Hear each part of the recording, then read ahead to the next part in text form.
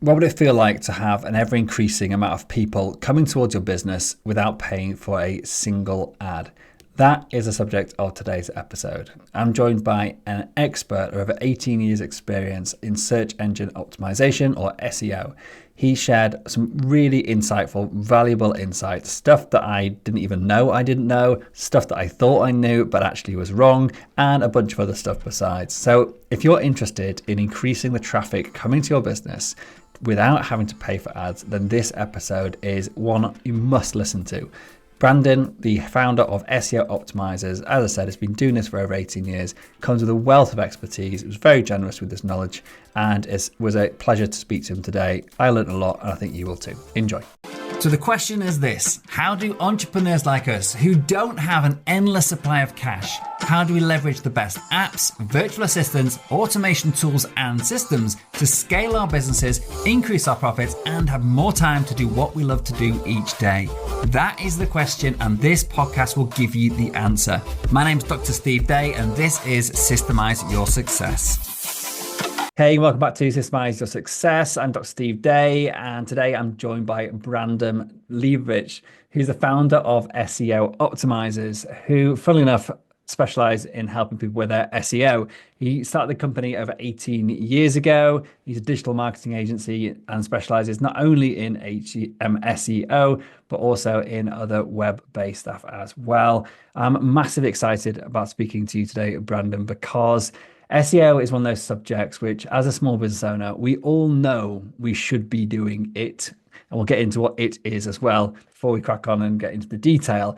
But I know very well that I'm probably not doing half of what I should do.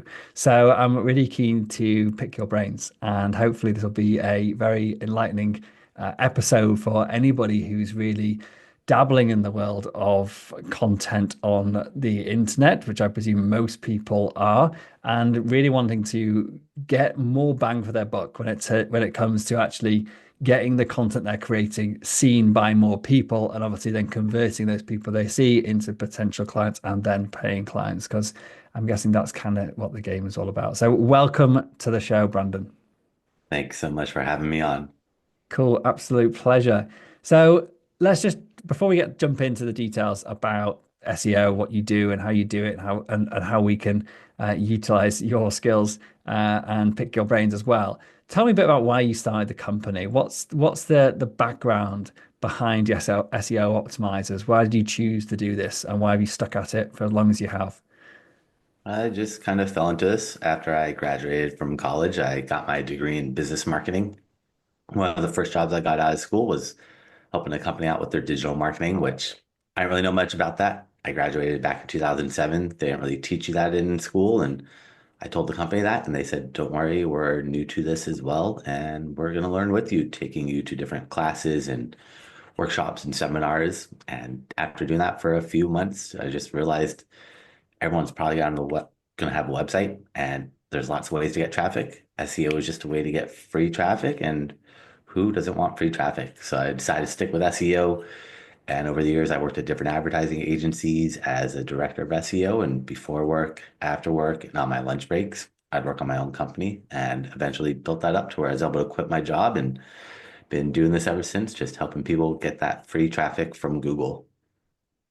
Cool. I like it. Okay. So before we get into SEO, for anyone who isn't sure what it means, let's start with the absolute basic. What does SEO stand for, and what does it mean in simple terms?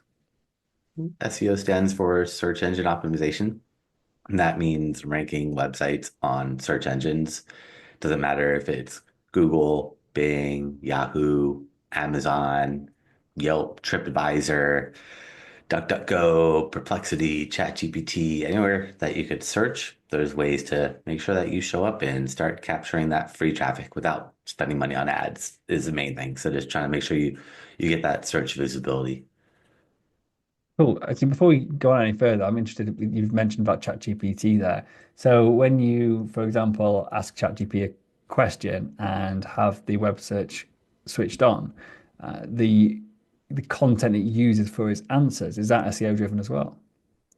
Yep, everything is SEO. Anywhere where there's a search, on any website, even Amazon or YouTube. There's ways to optimize for that. So ChatGPT, Perplexity, Gemini, all those could be optimized. Cool. So if you have a an Amazon product, for example, and you're Mhm. selling it, then actually how you talk about your product on the page is going to be the same similar strategy that if you're putting up a new blog post. Yep. Keywords and titles and bullet points and just making sure you do keyword research and put them in the correct places, just like you would optimize a website or a page on your website. It's a little different, but there's a lot of overlap. Okay, cool. So let's just flip on its head. So I'm a small business owner. Say if I just started out and I don't do anything with regards to SEO. So I just write a blog post, stick it on WordPress and hope for the best. Like what's what's wrong with that strategy? And like what it would be the alternative or the benefits of actually really putting some focused effort and time into developing the SEO strategy for all the content we're putting out there. You always want to do keyword research first before you start writing content that we could figure out, or after you write it, and then figure out which keywords to put into there to make sure that you maximize the amount of people finding your content. Because changing a word from a singular or plural or using a synonym could have big impacts on search volume. One of my clients, they're a personal injury law firm. They want to rank for personal injury lawyers, plural, which gets 20,000 searches every single month in Los Angeles, but personal injury lawyer, singular, gets 200,000 searches every single month in Los Angeles where they're located. So changing the letter from lawyers to lawyer will get them potentially 10 times more traffic. Without the keyword research, they might get it right or they might get it wrong. And if you go for the wrong keyword, you might cut your traffic by a tenth or 10 times the potential. And it doesn't take that much time using tools like the Google Keyword Planner to figure out which keyword is going to get the most search volume, and then incorporating that into like the title and adding content that supports that keyword. You could name your image file names with that keyword and could put the keyword all over the content in the coding and like a title tag. And it kind of gets a little technical meta descriptions, but none of that matters to Google because they don't believe anything anybody puts on a website without you building trust. And trust comes through third-party sites talking about you. And what one of the most important things with SEO is getting backlinks, getting other websites to mention you with those keywords. And that's going to show relevancy that other websites have those keywords on them that point to your website. Your website has these keywords in the URL, in the title of the page, on the images, in the coding, and then you become more relevant to that search or that keyword to Google. Okay. I've already learned something new today. So if I'll tell you, look, what we do for our basic SEO, and I'm thinking now, say for example, this podcast episode. Maybe you want to help me with it. We could do this as a real life case because obviously this goes out. You want to get seen by lots of people. So maybe there's some tips you could give my podcast production and promotion people to actually fix this one and make it even better. So like one of the challenges we have is like we use ChatGPT and other things like Cast Magic and stuff to help us come up with suggested titles. And then the laborious part is, or the challenging part that my marketing manager has is then creating a title which is relevant but also searches ranks well. And she ends up going into like, I think we use Uber Suggest now, and goes in and like does the puts the keywords in and tries to see the ranking. And this all takes a lot of time. And often they come back and I'm like, I'll look at the search volumes that like she's finding. Often they're really low.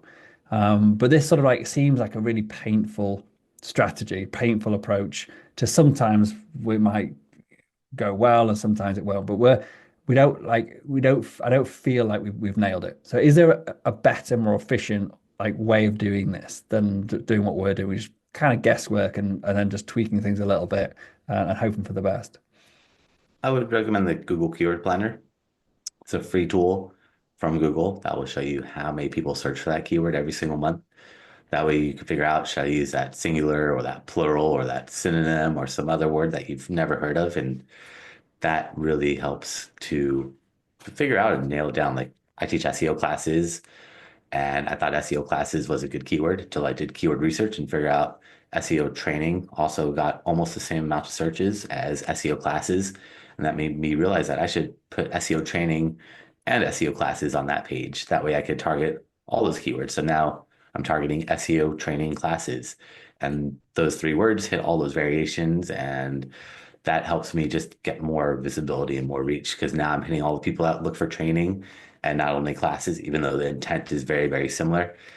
Without keyword research, I probably wouldn't have thought of training as a good keyword. I would have just thought, training sounds good, but classes are more what I do. But training gets almost the same amount of searches. And then that makes me realize I should put that into my content in like the title of the page on my website, sprinkle those keywords throughout the content on that page. Also mixing it up, putting SEO training, training for SEO, classes for SEO, courses for SEO, and putting all those variations of those keywords into the content, but the title has the most important keyword. Okay, cool. And thinking about this, like, what are the most common mistakes that you see business owners actually making when it comes to an SEO strategy? Biggest mistake is backlinks, not building backlinks, not knowing what backlinks are, or building the wrong type of backlinks. Because without backlinks, it's not possible to rank on Google. Google's whole algorithm is based off backlinks. And if your website does not have backlinks, Google's not going to rank you because Google says we see keywords on your website, but we don't trust you. We don't believe anything anybody puts on the website without third-party sites mentioning you and talking about you. And it's kind of like a popularity contest. The more websites that talk about you, the more popular Google sees you as, and the more trust Google gives to you, and then they look at those keywords. But without backlinks, you're not going to be able to rank. And backlink is just a clickable link from another website that points to yours. So let's say you're reading an article on entrepreneur.com. In there, it says Brandon Leibowitz. If you click on it and it goes to my website, I would be getting a backlink from entrepreneur.com. So the more websites that mention you, the more trust Google is going to give to you. And a lot of people don't realize that if you don't have backlinks, you're not going to rank. Or they go out and they go on sites like Fiverr and they buy 100 backlinks for $5, and then they realize that these are a bunch of low quality backlinks, and low quality backlinks, instead of ranking you higher, will actually drop you down, which we don't want that to happen. So it's all about quality over quantity with the backlinks. You have to be very careful with them and just build a couple good quality backlinks a month, and that's going to make Google happy. And a quality backlink means it just comes from a site that's related to what you're doing and has some authority. So like if I built a website and said brandonsdentist.com, Google's like, is Brandon really a dentist? Because we don't really trust him. And we don't want to just send people to your dental office and find out you don't exist. So if I'm a dentist, I should be on like WebMD or Wikipedia or Google Maps, Apple Maps, Bing Maps, Yellow Pages, MapQuest, and all these other websites. The more websites I'm on, the more legitimate, the more trust Google's going to give to me. And then they kind of trust me a little bit more. But without those backlinks or building the wrong backlinks, it's going to be kind of detrimental to your website. You have to be very, very careful with those backlinks. Cool. That's interesting because I didn't realize that things like Google Maps, as you mentioned, that like just actually literally just getting yourself published or into the world, into the public arena. Like it doesn't have to be on, like you say, on Forbes.com website for it to actually be a decent backlink. Because that's always been my fear, like almost like the PR thing that oh God, I've got to actually go and get my stuff published in some high-end article, like a really trusted website for it to actually be a valid backlink. But what you're saying is actually it doesn't need to be that complicated. It just needs to be thoughtful. Relevant. That's number one. Getting on Google Maps is good, but it doesn't have any relevancy to the dentist. The dentist is a local business, so Google sees you're local. But if you want to be able to rank for dentistry keywords, you need to be on health and medical and websites about like hygiene and anything somewhat related to being a dentist. If you're a local business, you also have to be on those local sites, but the local sites aren't really going to move the needle because Google knows it's anybody could just sign up for Google Business Profile, Apple Connect for Maps, and that's not really tough to get a backlink. So anywhere where it's too easy, those backlinks don't really move the needle much, but it still is a good thing because if you're a business, you should be on those websites to Google. A normal website would have like a Facebook, Instagram, Twitter, YouTube, LinkedIn, Pinterest, TikTok. You don't have to be on active on all of them, but to Google, a normal website should have some social presence, and you just want to make yourself look like a legitimate business. And what does a legitimate business have? It has a profile on other websites. Yeah, cool. No, thank you for clarifying. That's awesome. All right. So the next question, I guess, in my mind, and is actually very relevant to where we're at with our current marketing strategy, which is my marketing person who has no previous experience in SEO. And I've explained like we just do a very fundamental, what's the word I'm looking for? Rudimentary, if that's the right word, job of actually just getting some relevance to the titles and things that we're doing and keywords. But I know that she needs some help and that we could be doing more. So how do a small business owners, how do we like balance the in-house aspects of it with the outsourced? And what are the best parts of an SEO strategy to outsource to someone like yourself versus the stuff that we should be doing or can do in-house quite effectively and cost effectively? It just depends how much time you have because SEO becomes like a part-time job. And if you're not allocating part-time hours, like 20 hours a week, then, or at least like 10 hours a week, then it's not really going to have that big of an impact because building backlinks takes a lot of time. That's a tough part. Putting keywords on your website, researching keywords isn't that difficult, but putting them in the right places and the coding and all that stuff, you have to kind of know where to put those keywords and then those backlinks. The backlinks are the part that's very tedious and takes a lot of time, which most business owners probably don't want to build backlinks. No, so I guess that is that the kind of stuff that you help people do as a SEO as SEO optimizers. Like Yeah, if we I help came to you you. and said, look, make my Google ranking number one or whatever, like say just go away and do it. Like what actually would you be doing in the background to make that happen? It depends. Every website's different. And it's not because if you're a local business, there's a strategy to get you up on like the maps. But if you're e-commerce, you don't really care about the local aspect unless you have a storefront. But e-commerce is a whole different strategy. And every website's a little different in terms of how we go about it. It's always a unique set of circumstances where we have to look at your website versus the competition and figure out what are the competitors doing that you're not doing, and how do we fill that void to get you to the level that your competitors are at. But usually it's content, keywords on the website, the backlinks, and then from there we tailor it to if you're local, get you on the maps. If you're e-commerce, get your products to be ranked in Google Shopping and other places like that to just try to maximize that visibility on Google search or wherever people are searching. Okay, cool. So for myself, say I'm a business coach, and there's many of the business coaches that will listen to this podcast. Like, what kind of things would you do? You mentioned a few things that's very specific, like e-commerce and local businesses, but like for example, at the moment, the only thing that we do is looking at generally looking at the keywords of our titles and just trying like using tools like we use Story Chief, which is a blogging tool, and also using like Yoast SEO in WordPress, and they just give you some tips, and we just basically follow those tips. That's our SEO strategy. Like coming to someone like yourself, above doing that, which takes, I don't know, half an hour for each blog post we put up to just to tick all those boxes. Like coming to someone like yourself, what more would you be doing? And like, why would I invest that time? Well, the time, so why would I invest the money with you to actually do more stuff? If you know what I mean? Well, SEO is like a puzzle, and there's lots of pieces to that puzzle. And putting keywords on your website isn't going to do much unless you put them all in the right places and have backlinks already established. Then Google's going to start ranking you, but you still need to send some social signals and send some signals, trust signals to that page, that new content page that you're building. Because if your website's new or doesn't have much authority, Google's not going to really rank you. Even if you do the best keyword research and make the best article, you have to kind of give it that nudge to get Google to want to rank you. But if you're like a coach, I would focus on YouTube because people love seeing people and it puts a face behind the company or the coach. And it's Google or YouTube is the second most popular website on the internet. And having exposure or visibility on there is definitely not a bad thing. And just like you optimize your website, you can optimize those YouTube videos and just try to get you more visibility because also YouTube does rank on Google. When you search on Google,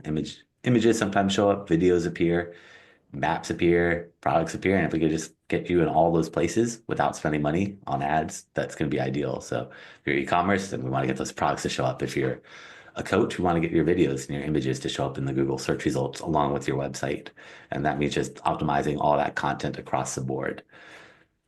So does that mean that, like, for example, some of the work you might do would be going into my YouTube channel and actually looking at the content on there to optimize that to bring people back potentially to my website. Is that like the whole like a holistic approach to SEO? It's not just saying, oh, let's look at your blog, but looking at the wider content strategy as well.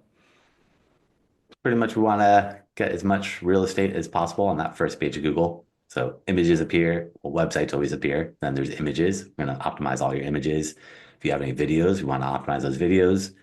If you're a local business, we want to get you on Google Business Profile. If you're e-commerce, we want to get you on Google Merchant for your products to show up there and just trying to get you that. And if you're like a news website, we want to get you in Google News and just trying to get you multiple listings on that first page of Google. That way you don't just have one website there, but you might have a website and a video, and that's going to double the chances of somebody clicking and finding you.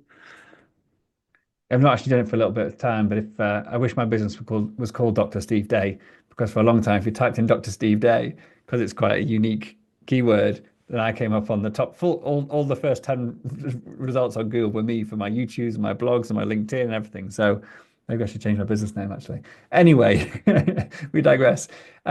Cool.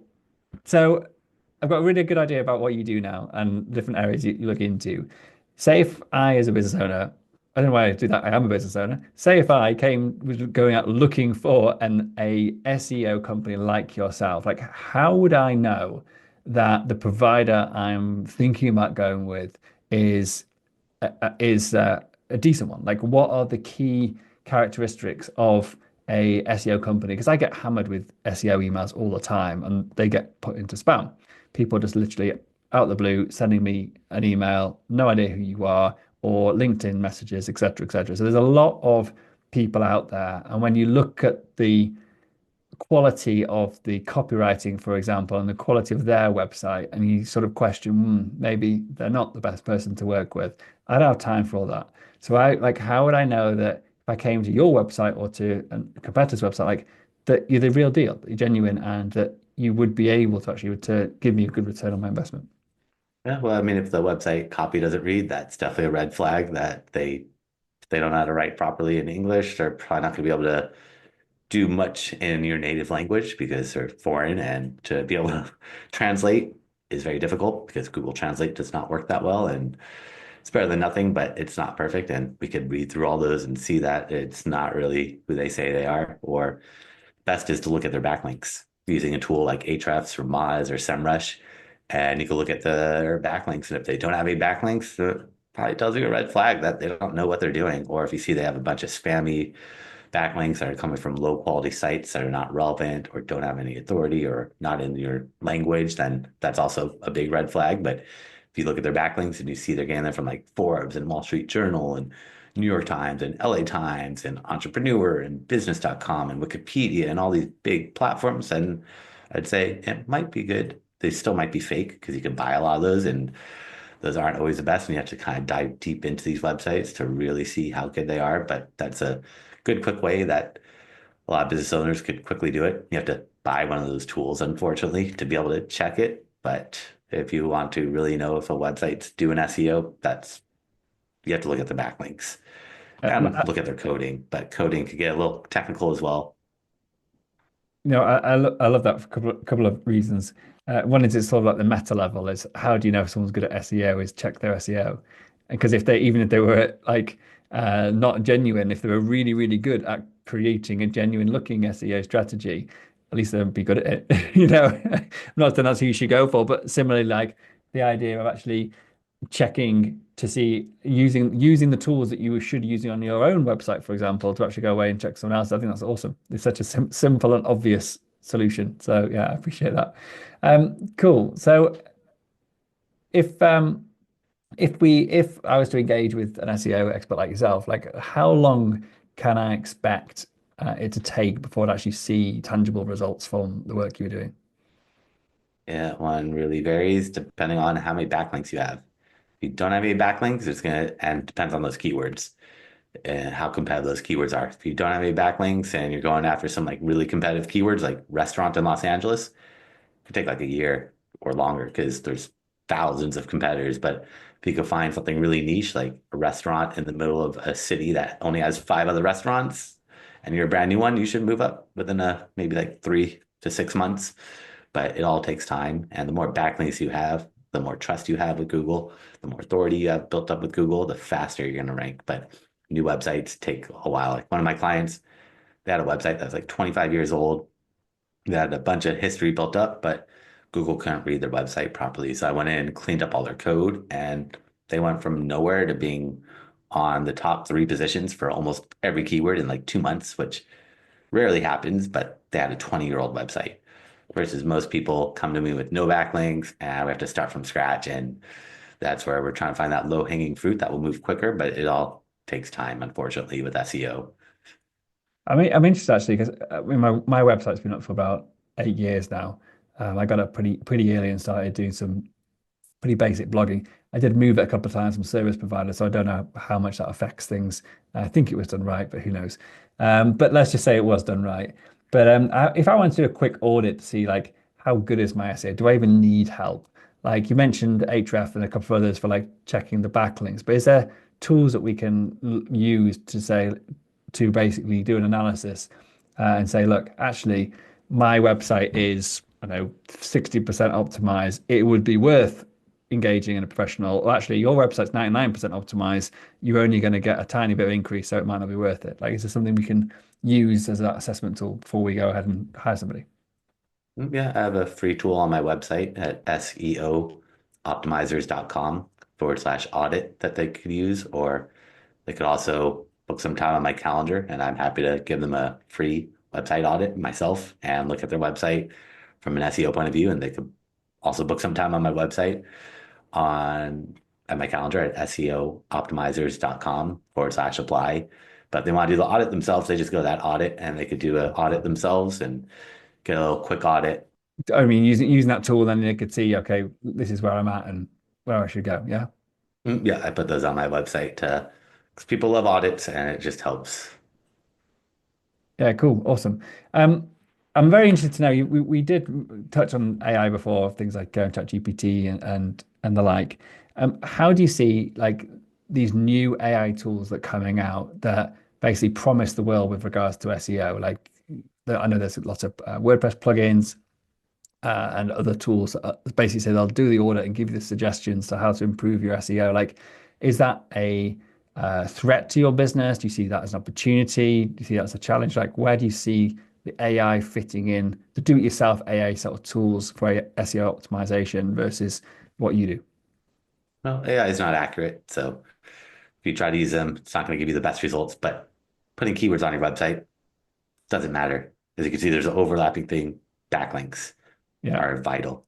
I'm And I'm AI I'm getting the can't, feeling backlinks are important from this conversation.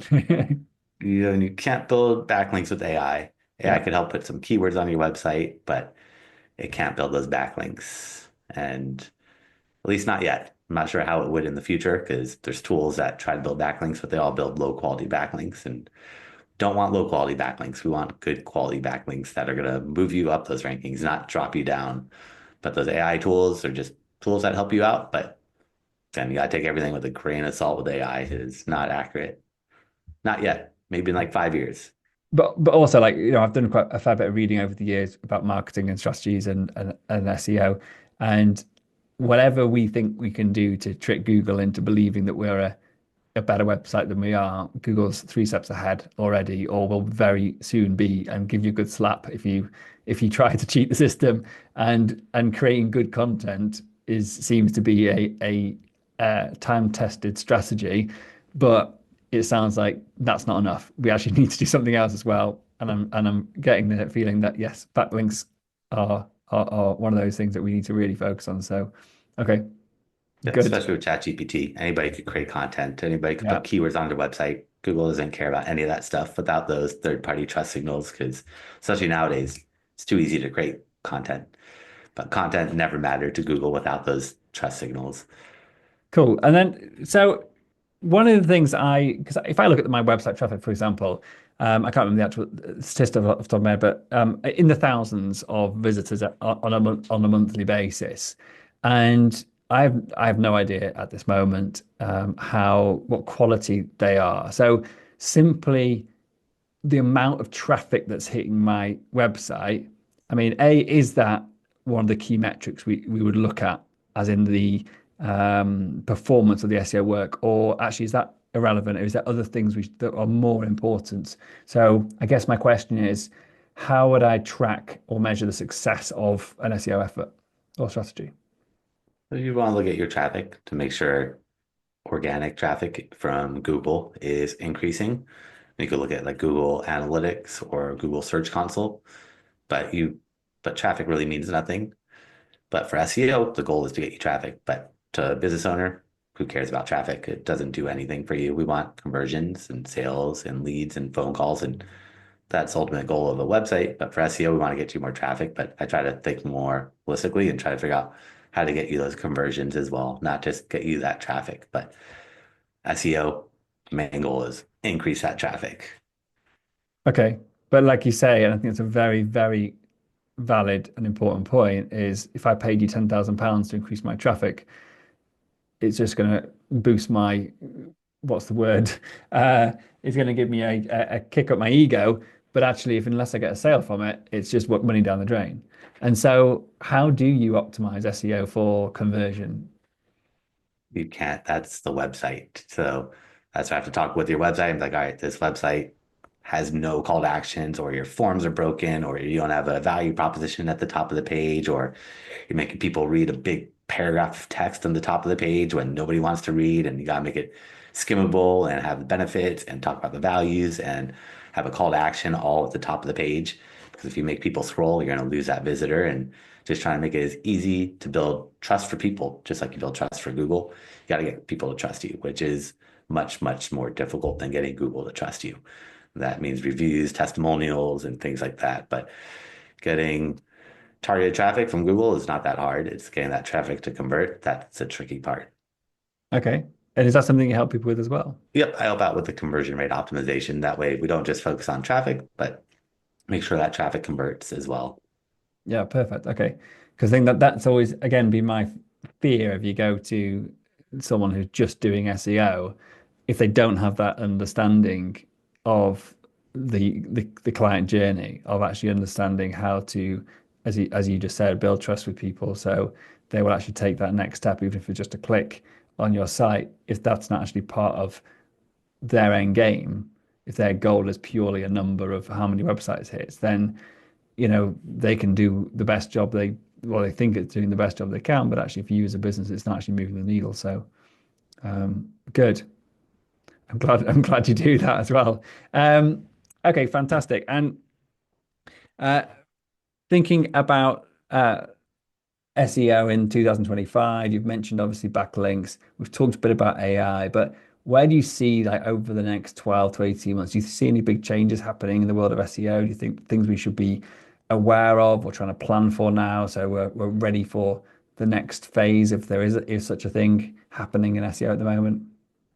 I wish I knew and had that magic crystal ball because we'd all be trillionaires and be just tapping into all that traffic. But AI is definitely the thing to be aware of and look out for and just see what's going to happen. Are people going to start using ChatGPT instead of Google, or is Google going to start putting AI in the search results even more and just have it all AI, or what's going to happen with search? And just trying to figure that out is the most important thing nowadays, I think. Cool. Brandon, this has been an incredibly interesting, useful, and insightful conversation, but I feel there's probably a lot of things I haven't asked you that maybe I should. So, what one thing should I have asked you that I didn't? About patience, and business owners need to be patient with everything. And SEO does take time, and a lot of people get discouraged and give up after a few months and don't realize you just have to keep building and building and building it up. And over time, you might get little bits of traffic, but those little traffic wins are big wins. And over time, you're going to keep increasing that traffic, but you got to just stick with it with SEO. You can't just do it for a few months and then stop doing it. If you stay consistent, Google's going to be consistent with giving you more traffic, but it just takes time. I will ask you one more question actually, which just popped to me as you were speaking then. Was SEO versus paid traffic. What are your thoughts on that? Paid traffic is fine as long as you're making more than you're putting in. There's no need not to run ads, but in the long run, do you want to be paying for every single click? Probably not. But if you're making more than you're putting in, then you should not turn that off because that's a money-making machine. If you're putting $1 in and getting a 5 ROAS, $5 out every single time, then why would you want to turn that machine off? But SEO is going to be the better long term. So I think it's not bad to have both of them running, but you don't want to always be running those ads. So, so if I hear you right, you're seeing maybe there's a partly your what's the word I'm looking for? Leaning towards this because it's what you do, but I think I agree that SEO first, paid ads as a bonus. If you can get paid ads working, then yeah, great. It's just my experience with paid ads is this: they can work, but then they can stop working very quickly as well, and sometimes you have no idea why. Whereas from what I understand is, as you described, like SEO is something that only builds with time and only improves as long as you stick at it. And people trust organic more than ads. So Yeah. that's another benefit is people don't trust the ads as much as they do the organic results from Google. Yeah, which is interesting actually because it almost yeah, if I'm doing a Google search, you get all the sponsored stuff at the top, but those are the ones you often skip over. Well, I do anyway, because I know that they've been placed there and someone's just paying for me to see that. Whereas actually, exactly like you said, even if I don't, I mean, I do have a relatively like fundamental understanding of SEO, but even if you didn't, you're going to expect the stuff on the first page to be of better quality than on the 50th page. And you only have to actually skim through a few pages to see that is actually the fact. So yeah, totally get it. Cool. Uh, Anything else you wanted to add or anything else I've not asked you? I mean, there's so many ways you could take it down that rabbit hole with SEO, but it gets a little technical. Okay, so I'm I going to think ask you these one cover last the question. more fundamentals of good quality content and good quality backlinks are the two really, really important things for SEO. Cool. That was the question I was going to ask. If there's one thing or two things we should focus on, if we're going to try the DIY option, good quality content and good quality backlinks. That's it. Mhm. Perfect. Brandon, before we go, I do want to ask you a couple of quick questions. First off, I love technology. I love apps, gadgets, browser plugins, anything that can make my life a little bit easier. What are your favorite or most useful technology type things at the moment that you wouldn't like to live without? I like technology, but could also live without it. I feel like it'd be nice to just disconnect and get away from all this technology. So that would be good. But the ones that I can't live without, I feel like everyone's addicted to their cell phones nowadays. So that's a good and bad thing. But that's that technology that everyone loves, and we're all stuck on our phones all day long. I think I like your first part of your answer is which part of technology do you like? It's like, I want to get rid of it all. That's it. It's the first time anyone said that. And I think that's probably the best answer I've heard. Yeah, I feel like we have too Fantastic. much. It's tough to stare at those screens all day long. It's not good Yeah. for your eyes. Cool. Last question for you. The title of this podcast is Systemize Your Success. But what does success mean to you and why? Success just means being able to do things that you want and helping people out. And if you have a business, growing your business, or if you have friends, you want to make sure that you treat them properly, or family, you want to make sure everyone is treated well. And success just means you're overall good, doing good in life and helping others out. Cool. Good answer. Brandon, thank you very much indeed for coming on today. Really, really my pleasure to have you on. Thank you for having me on. Cool.